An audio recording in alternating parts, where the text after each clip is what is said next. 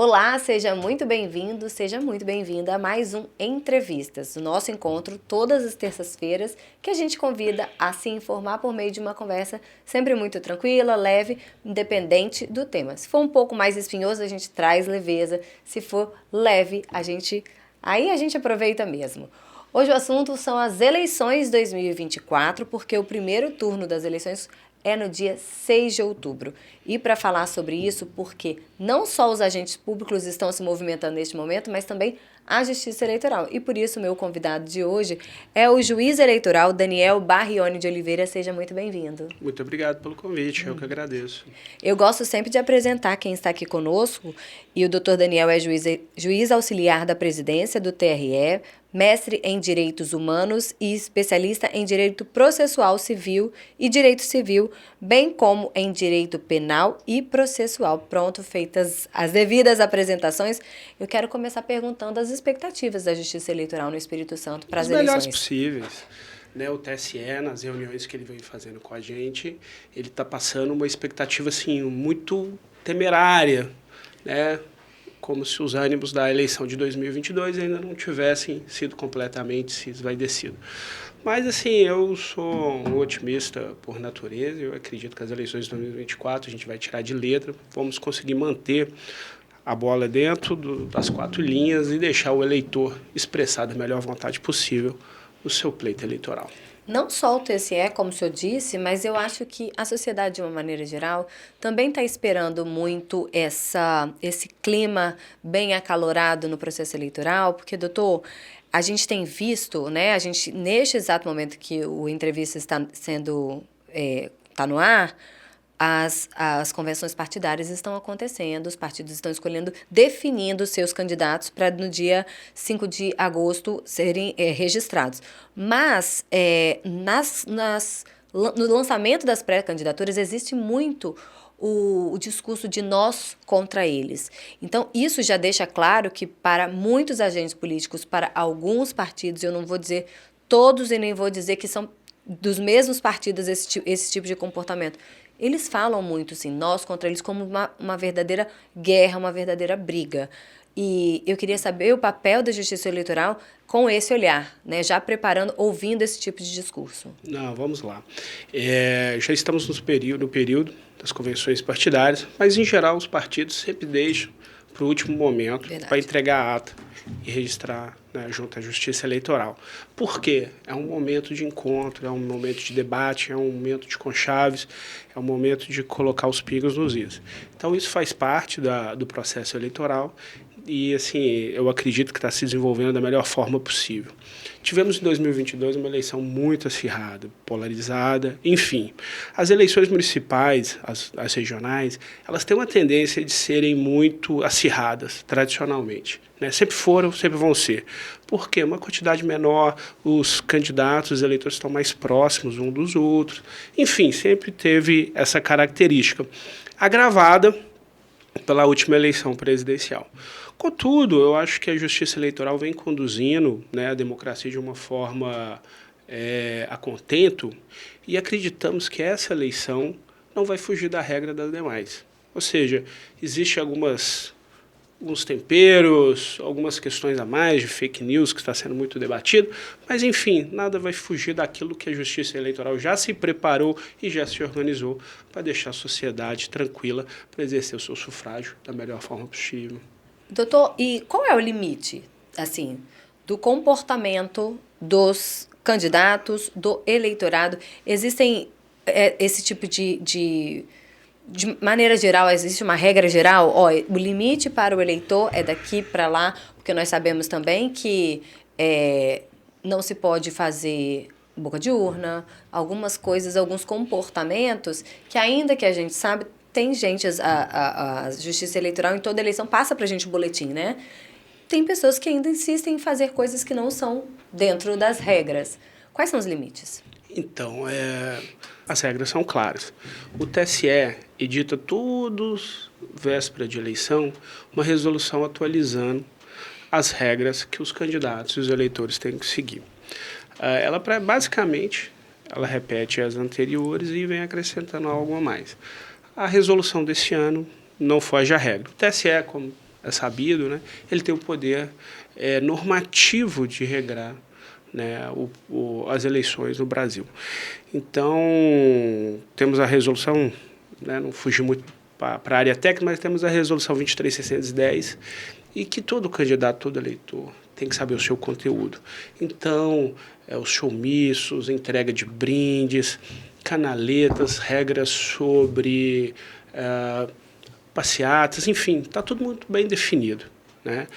E os candidatos, os eleitores, delegados de partido político, enfim, que assim insistirem em desrespeitar as regras, eles têm que saber que serão severamente punidos, tá certo? Temos uma legislação, um arcabouço todo voltado para isso, e acho que é uma cobrança social e do próprio TSE que assim seja. Não que não se possa ter as manifestações, pode usar as redes sociais, pode apoiar, mas e as críticas também, desde que elas não sejam ataques agressivos, né? E que também não desrespeitem as regras, como o doutor Daniel falou. E a gente consegue ajudar o nosso eleitor. Por exemplo, nós vamos esse ano votar para prefeito e vereadores, né? Votamos um voto para prefeito, um voto para vereador. O que compete ao prefeito? Porque tem muito candidato que aproveita principalmente os vereadores, né? São muitas pessoas que são de comunidades, às vezes até por falta de conhecimento, por não se prepararem, né, para os cargos, e eles são lideranças natas, são lideranças nas comunidades e se aproveitam disso ou são levados por isso a concorrerem. Mas alguns dizem, se comprometem, por exemplo, a lutar contra ou a favor da lei do aborto, coisas que não competem à vereança. Eu queria que o senhor falasse um pouquinho sobre isso. O que pode, o que não pode um vereador se comprometer, por exemplo? Vamos lá. Eu acho que a melhor atuação da justiça eleitoral é a preventiva. Então, informando e levando conhecimento aos candidatos e à sociedade, né? Então, no dia 6 de outubro, no primeiro domingo de outubro, a sociedade vai às urnas para votar primeiro para os seus vereadores e depois para os seus candidatos a prefeito. Ou seja, primeiro as eleições proporcionais e depois as majoritárias. O que é importante saber? O candidato que for fazer a sua ideologia política, aproximar o eleitor de si, ele sabe que ele não pode envolver questões técnicas e descontextualizar questões que já foram discutidas anteriormente. Isso que se comporta com a fake news. Outro fator importante de limite deles, você pode editar textos, mas você tem que colocar nos seus vídeos a informação e deixar o eleitor claro, sabendo que aquele texto foi alterado. E mesmo assim, existem limites. Não pode colocar palavras para outras pessoas, seja para prejudicar pessoas, seja para angariar votos.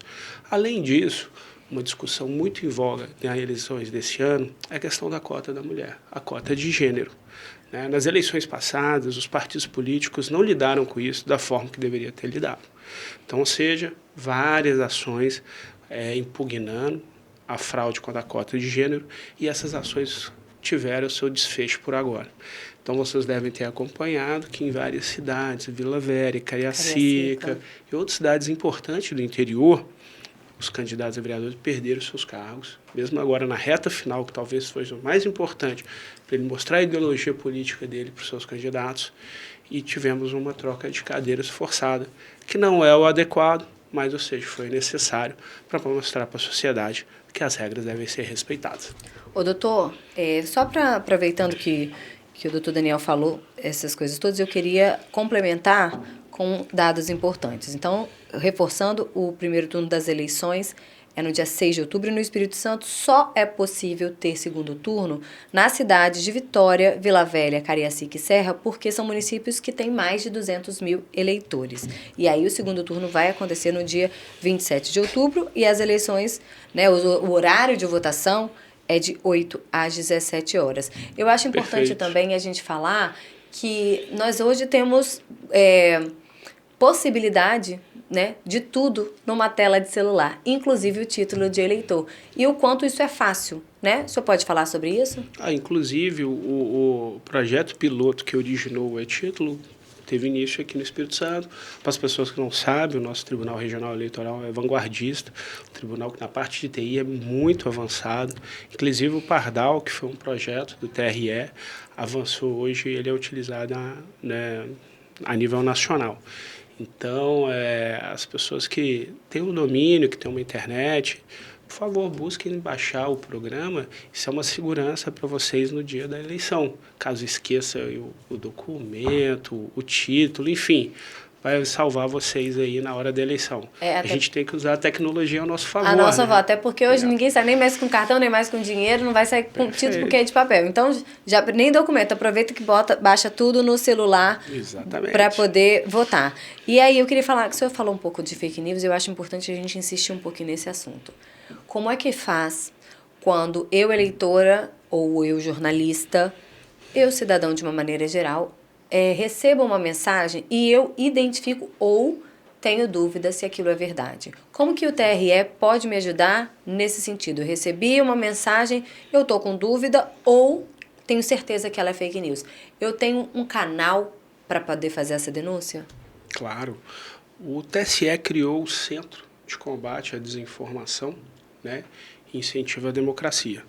E essa central ela foi enraizada por todos os estados, inclusive aqui no TRE a gente tem um comitê local que vai auxiliar o TSE na formação desse conteúdo para auxiliar a sociedade no que é fake news e o que não é fake news. Eu gosto muito de registrar que o objetivo da Justiça Eleitoral não é interferir na verdade dos fatos. O TSE não quer afetar o ânimo do eleitor, a vontade dele de votar em determinado sentido ou outro. O que nós queremos é que o eleitor vote conforme a consciência dele, sem pressão, sem nenhuma influência externa. Ou seja, que ele identifique seus candidatos, a ideologia política e assim vote no candidato. Então, seguindo essa lógica, esse planejamento, no site do TSE não só vai ter o Pardal, que é um instrumento muito importante, mas também vão ter outros canais, 0800, inclusive temos inteligência artificial que pode ser denunciada, a pessoa nem vai perder muito tempo, no próprio celular ela pode fazer essa denúncia. E outras vias, inclusive partidos políticos, seu candidato, enfim, meios não vai faltar, falta só a sociedade se abraçar e ajudar a Justiça Eleitoral a cumprir seu papel. Eu comecei a nossa entrevista, a nossa conversa, falando que nós estamos num processo de convenções partidárias, onde os partidos discutem quais serão os seus candidatos e também logo em seguida vão registrar. A Justiça Eleitoral está de olho nesse processo também e a partir do momento que registra, preparam-se as urnas eletrônicas. E eu vi que o TSE vem fazendo campanha para mostrar, porque a partir das eleições presidenciais, questionou-se muito sobre a certeza, a confiabilidade das nossas urnas eletrônicas, né? E aí eu queria saber do senhor sobre isso. Eu queria que o senhor falasse um pouquinho sobre como é esse trabalho, né, de acompanhamento dessa etapa dos partidos e também de preparar as urnas para o dia da votação. Então, se eu vou desmembrar a sua pergunta em dois aspectos. Primeiro, a partir do momento que o candidato terminar as convenções partidárias e a ata do partido político foi encaminhado para a Justiça Eleitoral, ele já é candidato. Vai se abrir um processo interno sobre isso, vamos conferir todos os dados do candidato, certidões, histórico dele, para garantir que o eleitor possa votar uma pessoa ficha limpa, ou seja, uma pessoa idônea que possa representar sua sociedade em assuntos que sejam mais banais, como uma praça, e assuntos mais relevantes, como o orçamento público. Então, a Justiça Eleitoral não pode dar de forma leviana publicidade a isso, mas todos os processos de DRAP voltado por registro de candidatura são abertos ao público, então quem tiver interesse vai ter acesso. O segundo aspecto sobre a confiabilidade das urnas eletrônicas, como eu disse no início da entrevista, acho que a prevenção e a informação são os melhores remédios. O presidente do TRE ele lançou uma série de palestras e encontros no qual ele forneceu a candidatos e partidos políticos assuntos como prestação de contas, desinformação e sobre confiabilidade das urnas eletrônicas. né? Então, hoje temos uma estrutura com mais de 30 camadas de proteção da urna eletrônica. É óbvio, a tecnologia está em constante expansão, ninguém pode se livrar de garantir que, né, a fraude não vai evoluir, mas, enfim, hoje, com a tecnologia que temos hoje, eu posso afirmar que a urna eletrônica vai entregar aquilo que o eleitor expressou nas urnas eletrônicas, vai ser expresso nas eleições, né, elegendo os candidatos que eles, em sua maioria, votaram. Olha, nesse ano serão realizadas eleições municipais em 5.569 cidades brasileiras. Mais de 150 milhões de eleitores e eleitoras vão às urnas para exercer o seu voto. Queria que você falasse a sua opinião sobre o branco, nulo e também as pessoas que abrem mão de votar. Vamos lá. Cada eleição é uma eleição diferente. É única. Parece um pouco pleonasmo, mas diferente da eleição nacional, que existe peculiaridades locais, não. Cada eleição é uma eleição diferente em cada município do estado do Espírito Santo. E a importância disso é vital para formar a nossa cultura, o nosso povo e a nossa sociedade. A justiça eleitoral acompanha desde a origem. Então, as pessoas acham que muitas vezes a justiça eleitoral só atua no ano da eleição, mas não é. A justiça eleitoral está sempre em constante movimento para proteger o eleitor e fazer o processo eleitoral escorrer da melhor forma possível. Qual foi a segunda parte da sua pergunta, Daniele? Eu perguntei a sua opinião sobre votar branco, nulo e deixar de votar. Anos atrás, por exemplo, a geração dos nossos pais, eles lutaram para nós termos esse direito de votar. Então, eu acho que a pessoa deixar de votar, né, eu não entendo. Quanto mais a sociedade se envolver, tudo na nossa vida tem política. Você, no seu condomínio, você vai escolher o seu síndico, a política, os estudantes na formação do DCE, enfim, a política. Então, tudo na vida política rodeia, né, a nossa sociedade. Então, quanto mais envolvimento da sociedade, mais frutos, mais legítimo, mais democrático vai ser o pleito. Caso assim você entenda, a Justiça Eleitoral está lá para garantir que você vote nulo, branco ou nem vote, desde que apresente justificativa. E dentro do prazo legal pague a multa que será ali aplicado. Mas agora, em relação ao branco, tem a tecla branca, nula caso você escolha uma numeração errada, que né? não adeque à numeração dos candidatos que ali se concorrem. A gente vai caminhando para o final da nossa entrevista, mas eu queria esclarecer também. É possível nas eleições municipais votar o voto de legenda? Claro. Se utiliza esse tipo de voto, né, nas eleições proporcionais, eleições, no caso, para vereadores, tá certo? Na majoritária, que é o prefeito, você já vai digitar o número do partido que coincide com o número do candidato. Da legenda. Uhum. Mas agora, caso você não tenha um candidato específico, mas quer ajudar um determinado partido, porque a nossa eleição, a gente chama que tem um coeficiente eleitoral. Então, não quer dizer que os mais votados vão ser eleitos. Você parte esses valores de acordo com uma estrutura e um numerário já desenvolvido, um algoritmo desenvolvido pela Justiça Eleitoral. Então, se você concorda, se aproxima da ideologia de determinado partido, mas dentro daquele partido está na dúvida de votar em Ciclano ou Beltrano, fique à vontade, só digite o número do partido e confirma, seu voto vai ser computado para aquele partido. Como voto de legenda. Perfeito. Pronto, agora a gente vai caminhar, de fato a gente vai encerrar a nossa entrevista, mas eu queria só ressaltar que a gente tem agora, nós falamos aqui, o próprio Daniel Barrione de Oliveira, juiz, auxiliar da presidência do TRE, mencionou, temos a tecnologia a nosso favor. Então não existe mais motivo, além de ser crime, não existe mais motivo para santinhos jogados no chão, para toda essa produção de papel e de lixo que alguns partidos e alguns candidatos insistem em usar durante um período eleitoral. Lógico que eles podem panfletar, né, material de campanha. Tem gente que não tem facilidade com tecnologia, então o papel é fundamental. Muitos candidatos também mais velhos acabam tendo essa necessidade porque eles não têm facilidade. Isso tem que ser feito com muita responsabilidade. Nós estamos há um tempo ainda da eleição, né? Nós estamos no mês de julho. Mesmo assim, é preciso ficar atento porque o processo eleitoral já começou. Para quem vota, é só no dia 6 e, eventualmente, no dia 27 de outubro. Mas, para quem prepara esse processo e quem estará lá na frente, lutando pelos nossos direitos, pelos nossos deveres, pelo desenvolvimento da nossa cidade, porque, afinal de contas, são as eleições municipais, o processo já começou. Então, temos que ter atenção, sim, cuidado e olhar até para ter o melhor critério, o maior critério para votar. Obrigada, doutor. Eu que agradeço. Boas eleições. Precisando, estamos sobre as ordens. E bom trabalho, porque eu tenho certeza que o TRE vai ter, afinal de contas, são 78 municípios, né? Exatamente. 78 eleições diferentes. Exatamente, 78 eleições diferentes. Para você que ficou conosco nesta terça-feira, muito obrigada e a gente se encontra semana que vem.